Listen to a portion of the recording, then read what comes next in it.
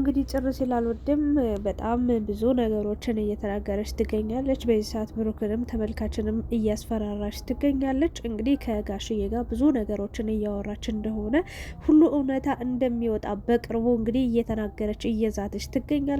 ብሩክም ልጁን አምኖ መቀበል አለበት እያለች ትገኛለች።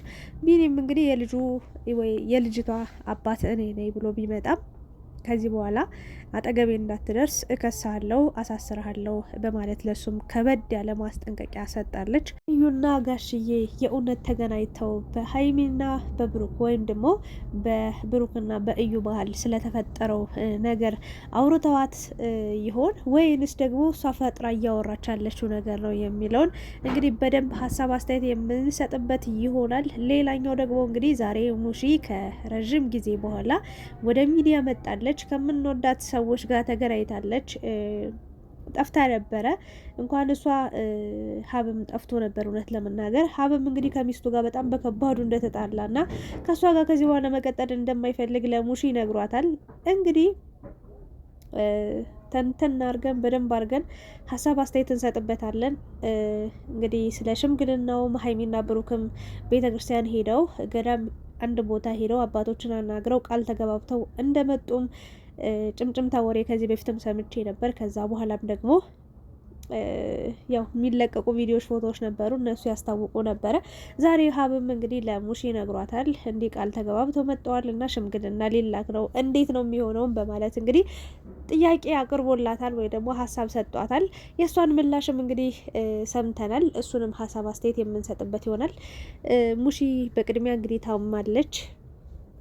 ሳያት ራሱ ታሳዝነኛለች። የኔ ደርባባ እናት፣ የኔ ምስኪን እናት፣ የእውነት በጣም ደስ የምትል ለልጆቿ የኖረች በቃ ጀግና እናት፣ ጠንካራ እናት ነች። የእውነቴን ነው የምላችሁ እና ሳያት ዝም ብዬ ታሳዝነኛለች። ብቻ ደህና ነኝ ብላለች፣ ግን ደህና አትመስልም። እውነት ለመናገር ያመማት ይመስላል። ብቻ እግዚአብሔር አምላክ ጨርሶ ምሯት ሙሉ ጤነኛ ሁና ረዥም እድሜ ሰጧት ከኛ ጋም ከልጆቿ ጋም እንድትኖር የእውነት ለመናገር ከልጅ ልጆቿ ጋም እንድትኖር እመኝላታለሁ።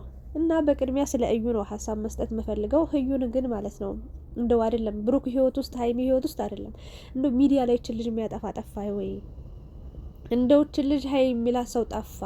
የሆነ ነገር በተፈጠረ ቁጥር ኮሽ ባለ ቁጥር መጣር የምትለው ነገር እነሱ ሰላም ሲሆኑማ በቃ የሆነ ደስታዋ የሆነ ይጣፋል። በቃ እነሱ በተጣሉ ጊዜ በቃ ጮቤ ነው የምትረግጠው። በደስታ በቃ የምትዘላለች፣ ትፈርጣለች፣ ትወርዳለች እና አሁን ደግሞ ቃል ኪዳን ተገባቡ ተብሎ ቤተ ክርስቲያን ሄዱ፣ ገዳም ደርሰው መጡ ከተባለ በኋላ የእውነት እኔ ይቅርታ አድርጉልኝና ከሰይጣን ለይቻ አላያትም።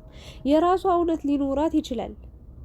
እዚህ ጋር እኔ እውነት የላትም ሙሉ በሙሉ ውሸታም ናት፣ ሌባ ናት፣ አጭበርባሪ ናት ብዬ ምላሽ መስጠት ወይ ደግሞ እሷን ኢግኖር ማድረግ አልፈልግም። ሊኖራት ይችላል። እሺ ልጅቷ የብሩክ ነች ሆነች ተባለ። እሺ ምን ያደርግሽ ታዲያ? አይፈልግሽም። በቃ እግዚአብሔር የሰጠው ሀይሚን ለብሩክ፣ ብሩክ ለሀይሚ ነው አይደለ እንዴ?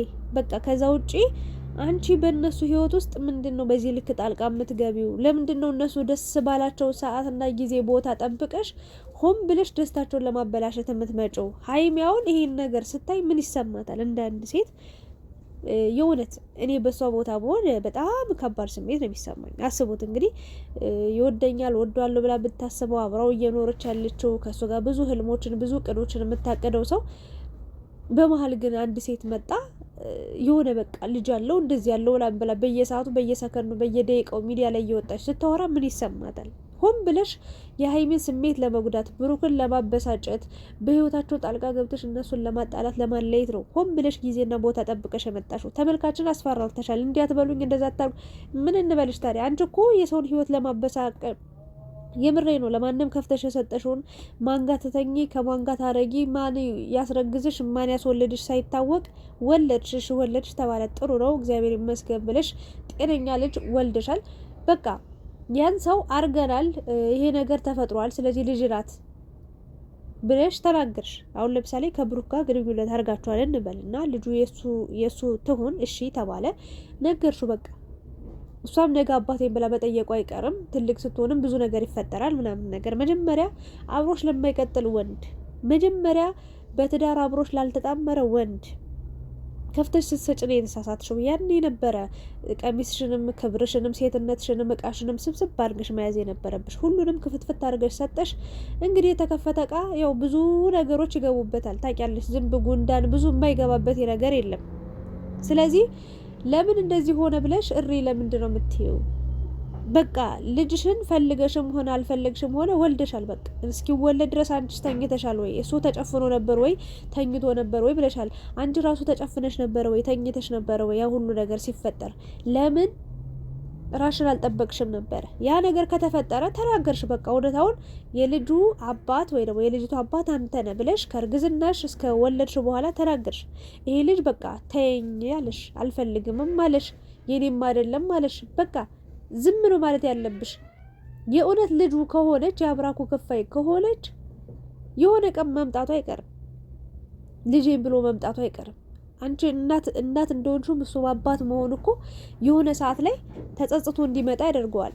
ያን ጊዜ ጠብቀሽ በቃ እኔ እውነታውን ልንገር ብዬ ነው ልጅቷ ያንተ ናት ብለሽ ተናገርሽ። በቃ ጥሩ ሰው መልካም ሰው ብትሆኝ ለሱ መልካም አስተሳሰብ ቢኖርሽ በዚሁ ትዘጊ ነበር። አሁን ግን ሆን ብለሽ አሁን የያዘውን ህይወት ለማበላሸት ሆን ብለሽ ተመልካች እንደሰደበኝ እንደዚህ ያለኝ በእርግዝና ወቅት ከወለድኩም በኋላ እንደዚህ ያለኝ ብለሽ ከተመልካች ጋር ገብተሽ ሀይሚንና ብሩክን ለመበጥበጥ ሀይሚንና ብሩክን ብዙ ነገሮችን ውስብስብ ታሪክ ውስጥ ውስብስብ ህይወት ውስጥ ለመክተት ብዙ ጥረቶችን እያረግሽ ነው። አቆሚ በቃ የራሽን ኑሮ ኑሪ።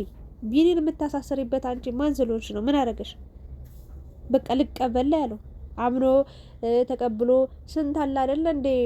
ከማንም ጋር ተጋድመሽ ከማንም ጋር እንደዚህ ብለሽ አምጥተሽ ነው ያንቺን ልጅ ላሳድግ ነው ብሎ ጥሎ ወሮሮ ተሳድቦ የሚሄድ እሱ ግን ሊያዝ ልጄ ናት ልንከባከባት እባክሽን የአባትነት ፍቅር ልስጣት ልጄ ናት የአብራኬ ክፋይ ናት እባክሽን ብሎ ቢለምንሽ አይደለ እንዴ እምቢ ብለሽ አሁን እስከ ማሳሰር የደረሽው? እና አንዳንዴ ለምን ለሱ ክብር አሰጩም? አንቺ ለሱ ለቢኒ ይሄን ያህል እየሰደብሽ ይሄን ያህል እያንቋሽሽ ይሄን ያህል እየገፋሽው ብሩክ ላንቺ ምን አይነት ክብር እንዲሰጥሽ ነው የፈለግሽው? የምሬ ነው። መጀመሪያ አንቺ ጥሩ ሰው ሆኝ፣ መጀመሪያ አንቺ ልብሽ ይንጻ ንጹህ ይሁን። ጋሽዬ ምናምን ላልሽው ጋሽዬ አይመለከተውም። ሲጀመር ምንም ሲጀመር አንቺን የሚያወራሽ ምንም አማርኛም ቋንቋም ቃላትም የለውም፣ አይመለከተውም። ምክንያቱም ያንቺና የብሩክ ጉዳይ ነው። ብሩክ ይሄንን ነገር ካመነበት ተቀብሎ ይኖራል። ከሀይሚ ግን አይለይም። 100% ልታውቂ የሚገባው ነገር ማለት ነው። የፈለገ ነገር ብታወሪ የፈለገ ጊዜና ሰዓት ቦታ ጠብቀሽ እነሱን ህይወት ለማጨለም የእነሱን ደስታ ለማጥፋት ብትመጪም እመኚኝ ብሩክ ከሀይሚ አይለይም። ልንገርሽ ብዬ ነው። አንቺም ታውቂያለሽ። ቃል ተገባብተው ነው የመጡት። እስከ ዛሬ ቃል አልነበራቸውም። በነገራችን ላይ ቃል ቢኖራቸውም ግን በዚህ ልክ የጠበቀ የተሳሰረ በዚህ ልክ ትልቅ ተስፋ ያለው ቃል አልተገባቡም ነበር። አሁን ግን በደንብ ቃል ተገባብተው በደንብ ብዙ ታሪኮች ተፈጥረው ነው የመጡት። ለማንኛውም አይለያዩም ለማለት ነው። እና ወደ ራስሽ ተመለሽ። ልጁ ውይ በስማ ይህንን ነገር ሁሉ ካሰብሽ መጀመሪያ አታደርጊው። ካደረግሽው በኋላ ኃላፊነት ወስደሽ ከባድም ቢሆን ጫላሽን ተቋቁመሽ በራስሽ ለመቆም ነው መሞከር ያለብሽ። ከመጣ ዙሮ ራርቶ ይመጣል። ራሱ ልጄ ናት ብሎ ይመጣል። ምክንያቱም ነገ አባቴ ማን ነው ብላ ስትጠይቅ ዲኤን የሚባል ነገር አለ። የጊዜ ጉዳይ ነው። ስለዚህ አሁን ላይ ታያቸው፣ በቃ ሰላማቸውን አትንሻቸው። ሰላማቸውን አግኝተው ይኑሩበት ብዬ ነው መልእክቴን የማስተላልፈው። ጋሽዬ ምናምን አትበይ። ከብሩክ ጋር መጨረስ ያለብሽን ነገር ጨርሽ። ምን ነው ጋሽዬ ምን ያርግሽ? እሱ አብራችሁ ስተኙ አልጋ አንጥፏል እንዴ? አንሶላ ብርድ ልብስ ደርቧችኋል እንዴ? ምንድን ነው ጋሽዬ ብትይ ይገርማል እኮ። ጭራሽ አያገኝሽም አንቺ። እና ወደ ራስሽ ተመለሽ። እኔ አልሰድብሽም፣ ወደ ራስሽ ተመለሽ ብዬ ነው በቃ ሀሳብ ታያቸው። በቃ ልጆቹ በሰላም እየኖሩ ነው። ጥሩና ትክክለኛ መስመር ላይ ነው ያሉት። ታያቸው። ከህይወታቸው ልቅ ብለሽ ውጪ። በቃ በየጊዜው ሰዓትና ቦታ እየጠበቅሽ እየመጣሽ አትበይ፣ እሪ አትበይ። በቃ ታያቸው ብዬ ነው መልእክቴን የማስተላልፈው። ሌላኛው ደግሞ እንግዲህ ሀብ መጥቶ ነበረ። ከሚስቱ ጋር ተጣልቷል። በነገራችን ላይ ሀብ ያደረከው ነገር በጣም ጥፋት ነው። በእርግጥ ያው እሷም ምግብ ከሰጠችው በኋላ ጸቡን አይታችኋል አይደል? ሀይሚንና ብሩክ እናስታርቃቸው ምናምን ሀይሚ ማናት ምናምን ብሎ በጥፊ እስከ መማታት ደርሶ ከናኔ ጋርም በጣም ከባድ ሁኔታ ላይ እንደሆኑ እየተናገረ ነው የሚገኘው። ሲጀመር ያው እሷ ለሀይሚ ለብሩክ ያላትን ቦታ ታውቃላችሁ።